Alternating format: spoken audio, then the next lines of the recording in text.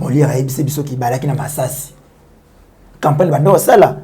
Mundu ki na ezalaki vidité. Yalaki na babal na kati. Babal yango nini 7 000, 15 000, 5 000. Donc on est député na député basomba ki selon prix na ye. Là, ils ont des députés qui sont na 15 000, ils ont des députés qui na 7 000, ils ont des députés qui na 5 000. Ce qu'on peuple congolais na kati union sucré salé wana boke écoute nini. Ils a juste bande de jouisseurs pour moto kwimbongo ya moto ale mosolo ya moto pona asala iloko ko sepelisa moto wana ako travailler jamais pona yo ako travailler pona intérêt ya moto wana. Daniel ça faut confirmer yango na suka na jeep. Pourquoi faut attendre kaka makambo ya tant bongi bo sala union sacrée de boki opesa bango ba motivation. Pourquoi pendant tout c'était bo motiver ba mode. Singeli pe salaire na bango e mata e bon. Mais yango de ba condition bango ba poser pona ba kende na union sacrée. Il faut mettre salaire na bango, il faut pesa bango ba jeep. Yango de motivation bolobi wana so yebisanga part ya population eza wapi. Ezate na kati wana. Tango zo ba décision, tango bazo pesa bambongo na ba député FCC bloqué te. Tango ba laki ba salaire ya ba salaire na ba député, tango ba laki ba jeep na ba député FCC bloqué te. Mais FCC bloqué kaka salaire ba fonctionnaire, FCC bloqué. FCC bloqué kaka salaire ba fonctionnaire, ya ba policier. FCC bloqué kaka biloko na wenze kitate. FCC bloqué kaka dollar kitate. Ya on ka FCC zo bloqué. Tous en amtema malamu ya kota la réalité en face. Moni ba tutu ba komba aliéné ya Félix. Le balongo na niveau fanatique mais ba komba ko ba aliéné. Tambo mamba ko démissionner pour adhérer na union sacrée. Tambo mamba. Ayabi bino déjà que a redémissionner sur pétition et commis na bureau. Le seul bureau na yambi pétition qui non pétition yango c'est un monsieur a oumeli na politique en bokao. Aza mona mukete politiquement. Asala na Mobutu. Bakeyi makambo na ba rebelle il y a RCD. Azongi susu. A traversé presque toutes les époques na bokao. Le ayebi tout. Amoni déjà na étape okende a subir humiliation lokola ya mabunda. Bakokamba ba sénateur FCC ba sénateur ba ko rassurer bango que tu voter pour yo mais bakoma na suka ba voter contre ye azo éviter le corona le kola yebi déjà a démissionner na ye donc okaya ba frustré autour de soi ba frustré ndé boka ka tuza 20 mais na 4 à 20 wana bozo ka boza ka 8 12 frustré na suka bango mo ndé boko ko la boko comprendre yebuti déjà pas mabunda donc tambo mba ko éviter le corona a démissionner na ye sans problème aucun na ye mais boba ki bato bazo démissionner na A ba OK na B. Dernièrement, et au Congo, il n'y a jamais eu d'opposants, il n'y a que des mécontents. Tout n'a pas été mkebai. Oso soutenir l'union sacrée baba tuana. Ayebi yango. Tout n'a mkebai ya eu sereno. Agano comme type wana. Abeta cette mona année à l'école bahati. Qu'est-ce qui peut nous amener de nouveau?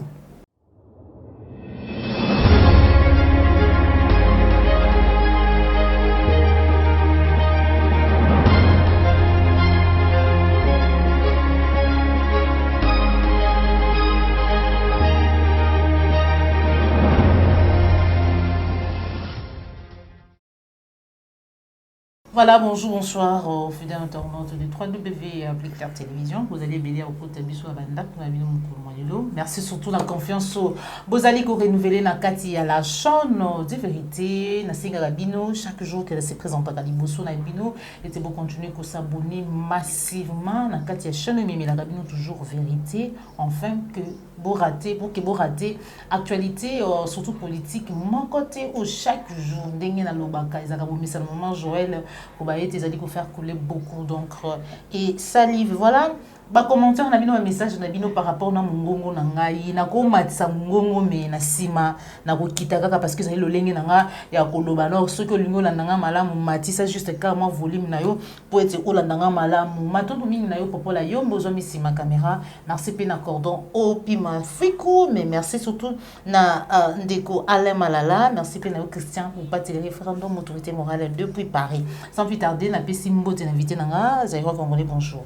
Mbote mama Joël Kombe, mbote ba Kongomani banson ba kolanda biso Oui, qu'il avait que tant que autorité morale, voilà, si un beau tenait, c'est Kazali, on dit déjà, fête bino, hein. Parce que fête, vous fêtez. Oh. Fête, tu vas fêter déjà, bon année na bino, surtout bien que tu vas évaluer en asuka année. Tu bandis surtout comme une asuka, tu bien année, c'est là qui est bonne et tout mauvaise. Donc, l'année bino 2021, vous avez bonne et tout mauvaise, donc, il y a bonne année, on va tout fêter, bonne année. Et surtout, à présenter ma meilleure vie juste. Voilà, meilleure vie. Voilà. Tous les Congolais, nous sommes à Congo, autorité morale, bonne année na yo, de konanga au chalandri, ma meilleure vie, kolotu nanga papier loko, maman Mirabel, na ndeko Lydia, bango bazana Virginie, ba meilleure vie na bino na famille papa Bosco, batende.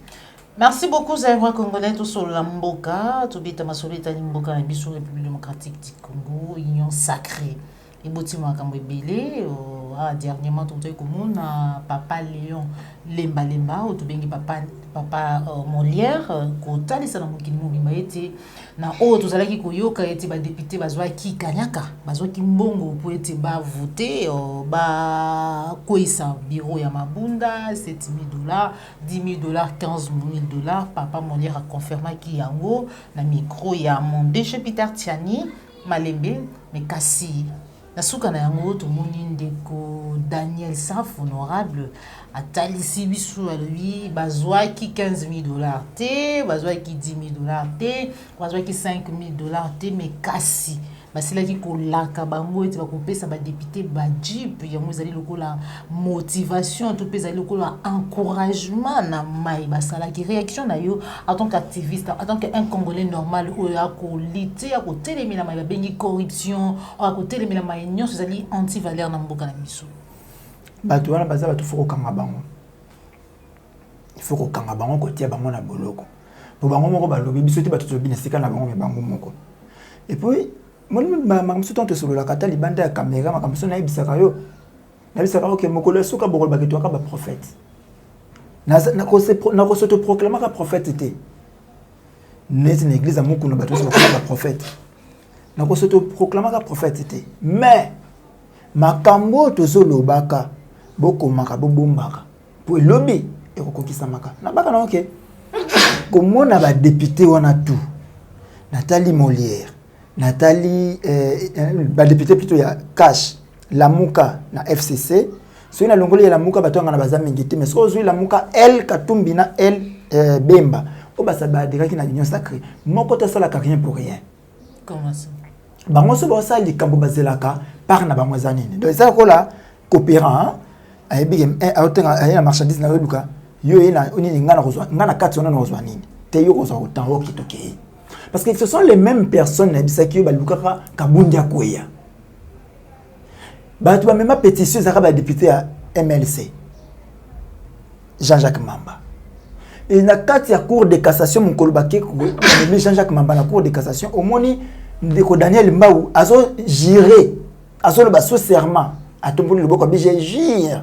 Ce qui pétition à Jean-Jacques Mamba, il s'est mis à initier pétition et qu'on a Kabundi.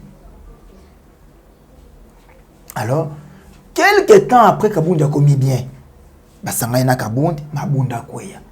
Ukaisi vraiment que loko za kita na kati. Izala kini loko.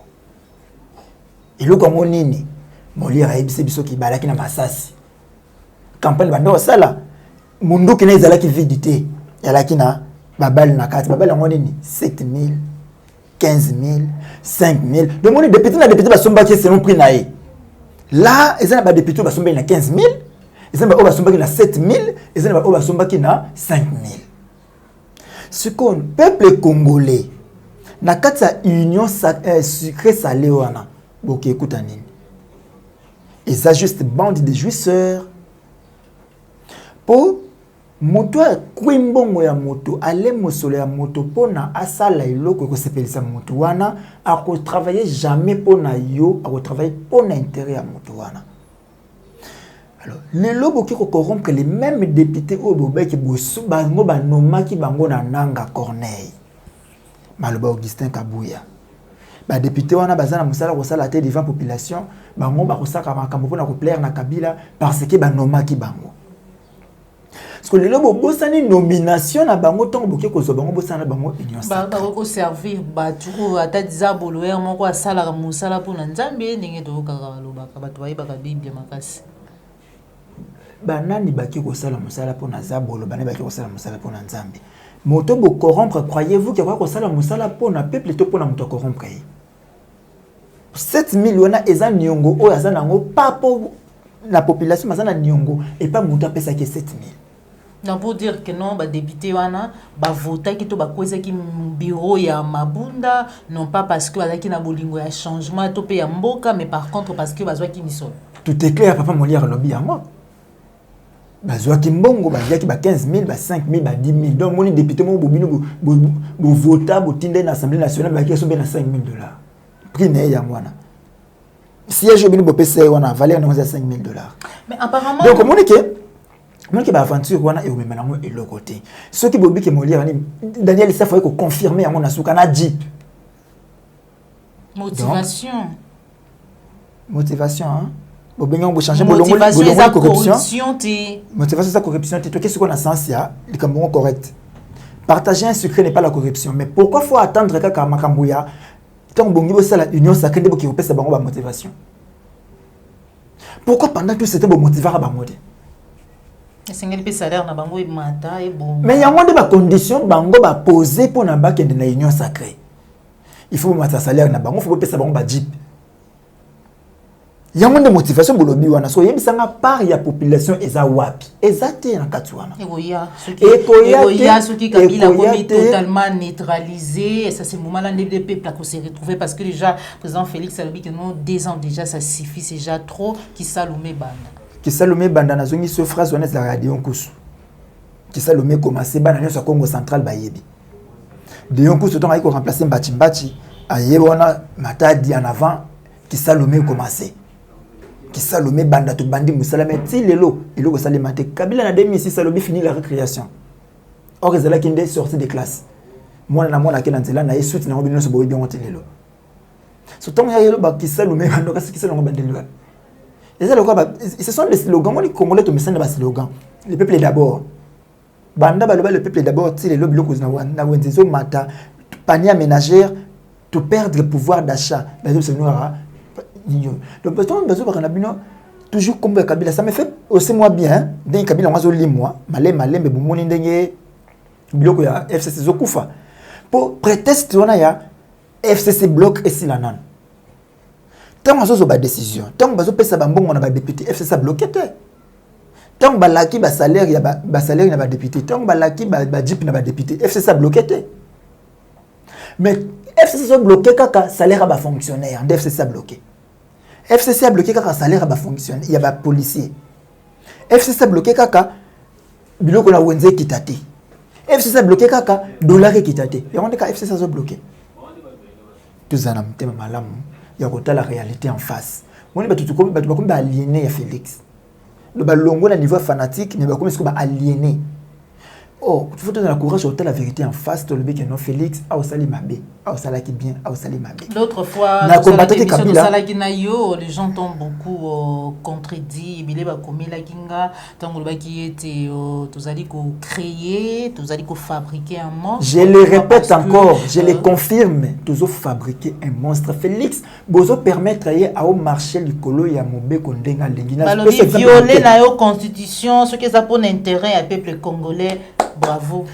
Continuez à causer l'ango lelo pour violer la constitution de Bolbi qui a pour l'intérêt du peuple congolais mais lobby 20 ans après ma bebo sala lelo muto akoya ce qui est pour l'intérêt de la population te a se référer kana ba violation wana en otombola yango Félix c'est pas ça la qui am donc monstre bo créer lelo a ko détruire bino lelo ta ko lia bino lelo te a ko lia bino 10 ans 20 ans après donc to saka makambo faut que kota la génération ezoya kota lelo te kota la sikoti tout à lobby songa na condamna musée les pères sona boya musée les pères c'est parce que koya na ye ko kotisa ba rwandais ko négocier na ba rwandais pona koya ko bengana Mobutu tala o écouter biso ba anno ilandi donc omoni makambo sala malelo moi en ce moment là ezaka ndi lelo ba to applaudissaki Kabila le père, libérateur, ayeko bengana Mobutu, Mobutu n'est là qui sont Mobutu qui. Mais après départ, il y a Mobutu n'into hérité après. Tala makambo arrivé à Moselle le père ou sali mboka o lelo. Donc le ko bosolo ka monso bolu bunisa belo ne sonzela mako to sangana to sala ne so to sala poto bengana Kabila, c'est parce que ton dimaka Moselle le père. Na ndenga yelaka. Na bato yaka na ba. Yé muto yaka na bato na ye. Et c'est la même chose ne le ko to sala lelo. Ton dit ma Félix a violé né mobeko asala ndenga lingi problème té bobeta maboko mais boye bake bozo créer monstre moko boko ko bundisa lobité problème eza ya leloté ya sikoté to kanisa bato bakoya lobby bano bakoya lobby simana biso bakuta mboka nini to ça to bunda bitumba OK après 10 ans so telemi baluki na simolobi ke oui na bunda ki bitumba moko boye lelo efuti. De tout ça, ma camboute pour na siko. Là, nazo bandele yango. Tout ça, ma camboute na siko. Lobby Félix a tout que décision ya sur route kozwana. A annoncé ba couvre-feu na ye, a annoncé l'union sociale wana, ou azo kende ko restreindre liberté ya bato. Ye moko na bureau na ye, na ba conseil na ye. Même pas na conseil des ministres. Bilo connaît ça qui même pas débattre na conseil des ministres. A bengi juste ministre santé, a bengi Moyembe, a bengi ministre de la communication n'a pas conseillé na bureau na ye bazwa décision bazwa kiwana ils ont violation grave des droits humains et le qu'on croit que ça les mater sans parlement sans corps à parlement ou pas représenter peuple aux alliés quelle que soit couleur to que ça bon mais ce parlement existe il fallait qu'elle la kuna mais bloc bon comment entendu que fouler toutes les lois de la République na pied mais est-ce bureau est-ce qu'actuel bureau oyo mibeko pesi bango ndingisa to pesi bango nzela ya ko convoquer congrès to bango bazaki ka wana pona ba sala élection ya nouveau bureau assemblée nationale bon bureau d'âge musala ngo zalaki un koya ko traiter pétition ya mabunda pour mabunda ko sala ngo yemo tangaza la juger parti fallait que bureau moko boye aux neutre et salaire bon tant esili normalement constitution na biso ndena ko no to ko bano mikolo to le ka eza taye na taye ya Kabila fallait que et créer le côté que baba ni benga affaire ko assumer ba affaire courante ezakate donc so le ko yo sisi le ofandi ka wana timu ko mto ko remplacer ya yende yo longwe donc le quoi bikamba unda se koyaki selon constitution selon règlement intérieur Faki Mabunda afin de ce soir na organiser une élection sikati batu ba ko remplacer bango ba ko remplacer bango ndé yango moni Mabunda kende ko attaquer na conseil d'état ndi moni Mabunda kende ko attaquer na conseil d'état alors so moni même na mokolo congrès au lieu président de l'Assemblée nationale a présidé congrès président du Sénat a présidé qui congrès au lieu ba remettre discours na président de l'Assemblée nationale ba pesa ki na président ya congrès il y a Sénat. Donc, président du Sénat, c'est là que il y a Sénat comme qui président du Congrès. Or, le Congrès a dirigé le président de l'Assemblée nationale. Pour y aller élu direct qui a population. Bio, on a vraiment, selon les jurisprudence, tout, voilà. On a surtout ça, les lots créé la jurisprudence pour la lobby. Il y a un sabino, mon bureau créé les lots. Lobby kuna, bana biso, bako na biso ba souffrir na. Merci beaucoup Zaïra Congolais Mustafa, tout toujours l'émission na biso bien que déjà tout cité tout le bila maïtali pétition oyo déjà les a été en cours l'autre fois tout le bila déjà qu'il y avait déjà 42 signatures je crois que déjà les alliés yakoba qui ça mais quasi tout qui Alexis Tamboué Mwamba les bombardiers l'homme qui bombarde Mama Kambo était ceux qui ba initié pétition moko songolo pakala contre yé Azali prêt à démissionner. Réaction na yo, est-ce que vraiment Kabila Azali ko livrer batunaye? Tu peux vraiment on nous Azali ko lika, Azali ka ko signifier tout ko la ça été vraiment président Félix Mutoza na pouvoir nyonso. Moi na bisa kongo nyonso na nyonso to sala to taka para Congo ezani. Para Congo to lingaka komo koleka. Congo na motema. Congo na motema. Na sepeli mune loko lobio tambo mamba ko démissionner pour adhérer à l'union sacrée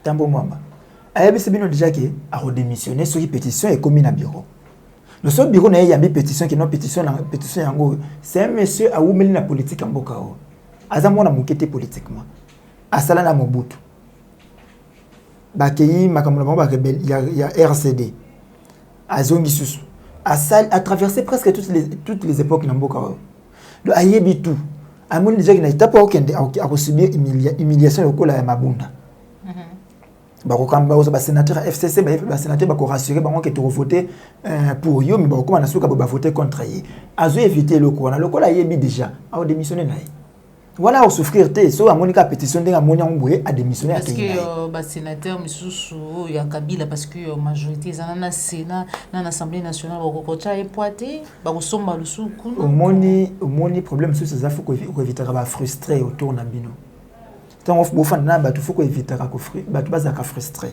pour ba frustrant ba créer makambo na sima tant bokoya boye biki non bon tous ensemble mais déjà na linga kayote soko zimutu loko la sénatrice Bijou Goya yo kasi mwana mwasi wana ata bina tambo maboke na ko voter pour yo na suka vraiment tambo mwana sana ko voter tambo mama a voter pour tambo mama a voter toujours contre tambo mama pour tambo mama sala eloko moko a humilier na miso abatu c'est cela donc au cas ba frustré autour de soi ba frustré ndé boka ka itu za 20 mais na 4 à 20 wana bozo ka bozo ka 8 12 frustrés na suka bango mo ndenge boko ya boko comprendre et déjà pas mabunda d'autant bon mbako éviter le ko na démissionner na sans problème aucun na mais bo ba ki bato bazo démissionner na A ba OK na B dernièrement na ça ka 2 ba boatu na mboko za ka mibale et au Congo il n'y a jamais eu d'opposants il n'y a que des mécontents. Comment ça? La République démocratique du Congo, bandez à la République démocratique, bandez à la Mboka, banda belge kenda na 60. Si les lots opposants à Zakate, et Zakakaba mécontent. Na signifié yango. Zomba na 60. Moïse Tchombe a s'opposé na Kasavu Buna Lumumba pona nini. Alukara ba pesa ye primature. Alukara ba pesa ye bloco makasi ya zuyango te baki ko pesa ye ministère de l'agriculture. O zalaki domaine na ye po zalaki ingénieur agronome. Maboyi akiko la sécession a commis opposant ya Lumumba. Parce que yo bengi mutu wana opposant to mécontent. C'est un mécontent as opposant. Etienne Tshisekedi ba tunyo ba commis ça opposant historique de triste mémoire. Etienne Tshisekedi a traversé ba époque tuna Mobutu banda création MPR il a tamboli na Mobutu banzela tout. Mobutu a sali ndenga sala ya commissaire premier docteur Mbokao. Docteur en droit batu baganga ganga tika le mot na article mon côté Tshisekedi akoma comme docteur bande kona akoma nini to lo bat bon mislanga loko ata nini moko ya 2 pages Tshisekedi akoma loko la juriste docteur exact donc tellement kala ki petit Mobutu tellement kala ki bras droit alors il faut na fabriquer ya ki ça le bon ministre de la justice alors on a dit vice ministre de la justice qu'on a aller il faut na commissaire docteur et on a le basema on a mis toi batu tika la bon docteur na tika non na lukaramta contredire na papier à la main tele loko et na comment a commenter ka ko embrouiller ba congolais à part ko embrouiller ba congolais ça la rien partout to besoin nommer ba DG ici et là to besoin nommer partout nommer alaki na Mobutu enfant docile tant ba boto lié et loko alaki na muna ko ba longoli musuni a commis aigri et alors a commis opposant voilà opposant. Il y a un régime, hein, c'est tout à fait normal. Il a l'idée pour l'instant et instauration et état de droit. C'est grâce à lui aujourd'hui. La démocratie. Botika ko utiliser ba terme makasi. Botika ko utiliser ba terme makasi. Ba monsieur le que non liberté d'expression. Dans la Bossane que parlement debout IDP ça existé depuis les années 80. Avec Mobutu. La carte parlement debout na ba baranini. Ce n'était pas la liberté d'expression.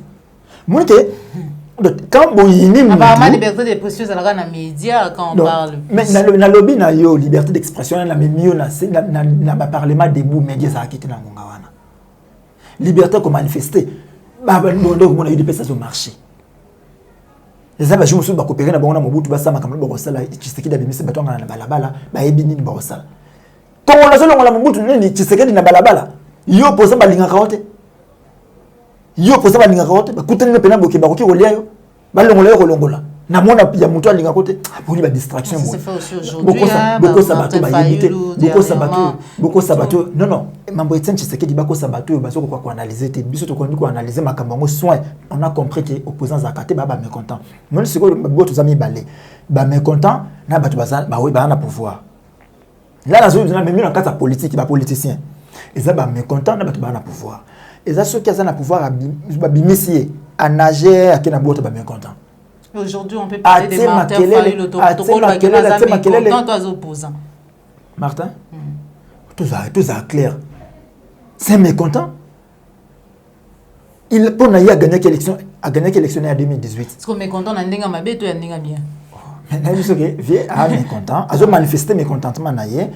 Fallait qu'il pas ba pouvoir naie, ba pesa na ndeko Félix entre guillemets selon ba dire naie. Et c'est ce qu'il manifeste. Mécontentement naie. Yo le lobby que Gary Sakata au kende union sacrée. Tout le distraction. Loi oyo bato baute ko kufa sakata minako loi sakata minako bato bakufi akati sina boato akati akina boato ya union sacrée ba Julien Paluku tela union sacrée boyebi ceux na ba province ceux na ba problème na mboka o tous na Nord Kivu n'est pas problème et province en problème Kabila tika Julien Paluku pendant 12 ans na province na ba simba été ba déranger été c'était pour rien. Non, au cas où c'est là qui pour rien pendant ça la musala bien des Kabila tika qui comment. Mais non, est-ce que ça n'a pas bloqué sur Julien Paluku Brad que Kabila pendant toutes ces années, il est le bon à traverser une union sacrée. To yambi blanchisserie. Pour mon union sacrée comme ce que blanchisserie. Soko comme on a dit tu es purifié au nom du Père et du Fils et du Saint-Esprit. Amen. La baptisé au biki. Le moni Maître Claude Nyamugabo. Vous bien? Maître Claude Nyamugabo.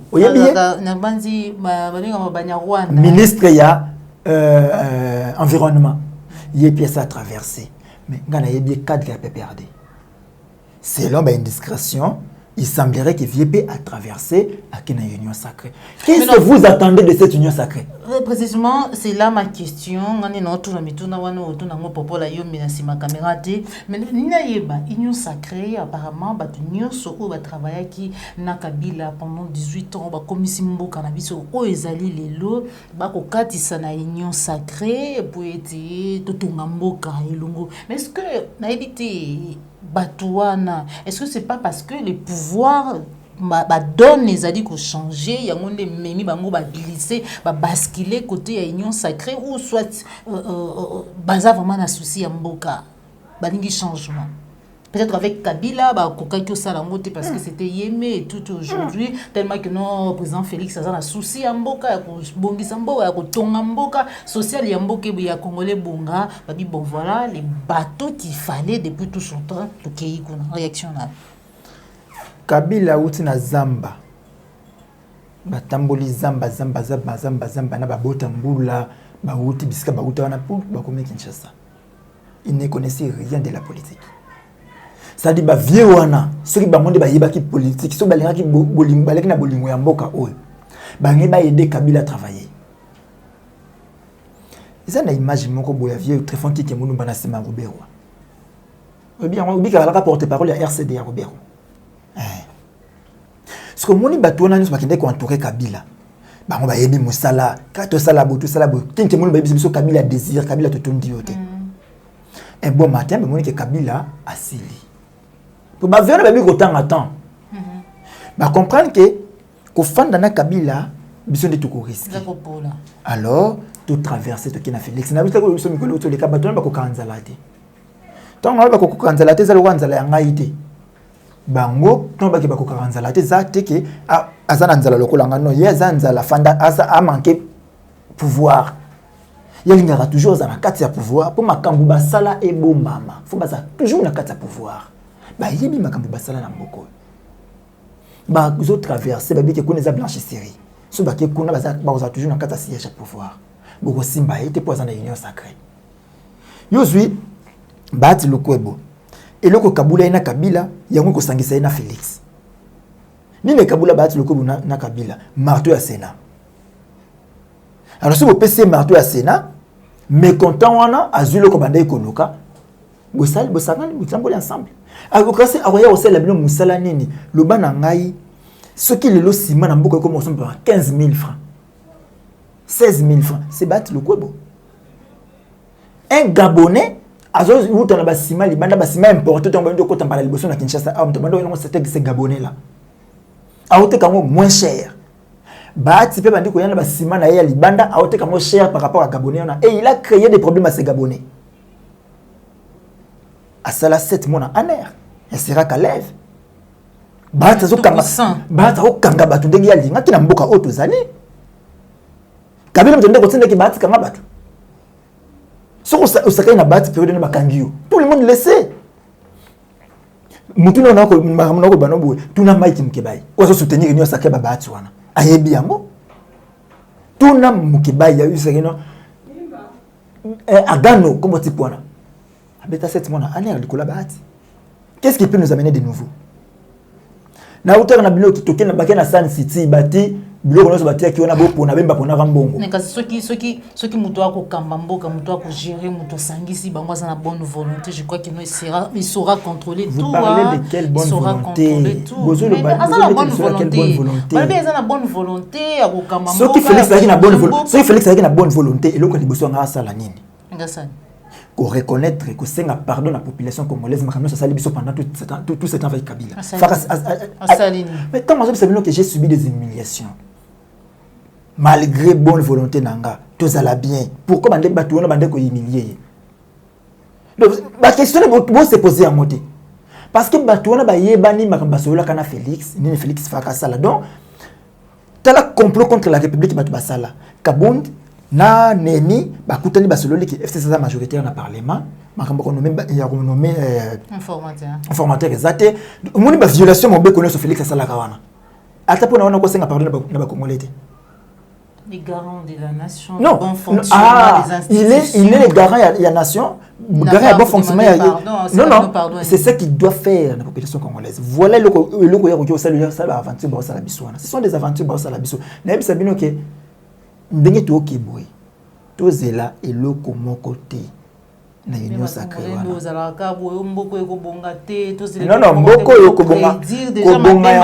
kobonga ya mboka oyo c'est lorsque Congolais à comprendre c'est quoi les Congo pourquoi Congo tout ça kanini na Congo de to bongisa mboka voilà c'est vrai que Congolais zo komi na suki émission na biso popola yombi déjà pour signaler biso batterie na ye pile na ezali décharger Kinshasa Congo ezali té message na yo na mopoussé na ba Congolais nyoso ba kozali ba kuya kolanda émission Mokomoyelo par rapport na actualité de l'air na mokose pe numéro ya téléphone pour na ba kozala bosenga na yo na bo matisi mungongo ya na matisi mungongo pour kanga mala plus 243 89 92 31 570 plus 243 89 92 31 570 lenga kolobake moni to bimana na kati ya monde sentiment na ba illusion to sala nanu musala lenge sengeli distraction auto koti ya union sacrée et comme akalate blanchisserie ya batu nyonso basala mabe na mboka so koti na union sacrée akomi mutu malamu so mutu akoti na union sacrée akomi mutu malamu moni atanzambe po limbisa yo asenga kona otato olo ba mabe yo sala donc atanga penda na bo pona pardonner na Félix fona yo kana mabe ya sala so ebisinga mote na pardonner été alors to linga mboka ko le kaba sentiment na biso mboka ezo kufa de grembo ezo kendela tozo buma mboka Félix atika ko sambrier na niveau ya likolo azonga na se problème ya mboka uzana se atika ko sambrier na ba makambo keno ba yibaki ba yoboma likolo wana et baby parce que na se lo tant on a bien na se c'est-à-dire to zonga na local ba pesa ba pouvoir ba zonga sa administration comme il faut ba pesa pouvoir na chef du quartier ba pesa pouvoir na bourgmestre balongola ba aventure ya batikela bo continuer sur na maboko ya gouverneur bourgmestre commune retourna moi na yebi bourgmestre commune na yete ayebi même pas chef à quartier ou ya fandi na yebi nani bonto ba bengi gouverneur ya ville bu fandi na kati ya mboka moko boyo kotala ke to ya insécurité ezomata mais pourquoi to ya insécurité ezomata du jour au jour c'est parce que problème ya base oya na tongo mutalongwe na fandi na bandalungwa na poko na longwe bandalungwa na kiko fanda na kitambo muto kotuna ngate pona nina longwe commune na quartier na zalaki na kinde quartier wana il s'en fout de ça azo qui paye en moté et vous croyez qu'avec ça bolingi bo résoudre le problème de sécurité bo résoudre le monde ndengeni pour bato to fanda kana bango to yebi bango te ba uta kapi ba yaka wapi. Un bon matin na lingi na déménager na longo na librement. Non, il faut quand même koti ya ordre na babiloko wana. To lobaka nene loko ko bandele ko bandana yango to lobaka na yango. To ba ke soka sele on ta ko échouer. Plus que Kabila. Et voilà déjà azana ligne ko échouer plus que Kabila parce que ça ko rater loko. Na baka na ngobila ke Kim Bopé na yona soko bosani chef du quartier. Soko bosani ba chef de riz au ko échouer plus que Kimbuta. Bomoni yango. Victoire Bandio Tonda Mai. Alongo na opération Kim Bopé comme na opération Sokola Ipen, on est que a échoué. On est comme andi ko sala ni comme aveu de désespoir. Alors c'est là mandat ici là. Voilà. Merci beaucoup Zaïwa Congolais pour nous répondre à l'invitation à Bisso. Maintenant on a bakongomani nyonso ba yokotsa kibiso banda kuna mi mukolomwa lelo nde tukabwani awa me ya moto kabwana opisa matondo mingi na ndeko Alphonse Stala, papa Alphonse Stala depuis Italie. Merci na ndeko J Cynthia. Merci pe na papa Edgar Ouamba, merci na papa Simon Bionko, merci pe na papa Edgar Ouamba, merci na ba congolais nyonso ba ibolinga ka maman Joël, vous continuez vraiment ko komelanga, vous continuez vraiment ko pesanga ba suggestion, ba reproche, ma nyonso sengeli tout ça là pour na ko libérer, pour na ko vandisa, pour na ko sala ete makambo nyonso kende bongo liboso, surtout ko dénoncer ma ezali malamu te, de to kabwani. Ah merci na papa la yombo zo magisi ma caméra, merci na cordon Opi Mafriko. Merci Mingina Ndeko Topé autorité morale Christian Bopat et les référendums. Merci na Alain Malala. On se retrouve dans un prochain numéro. Au revoir.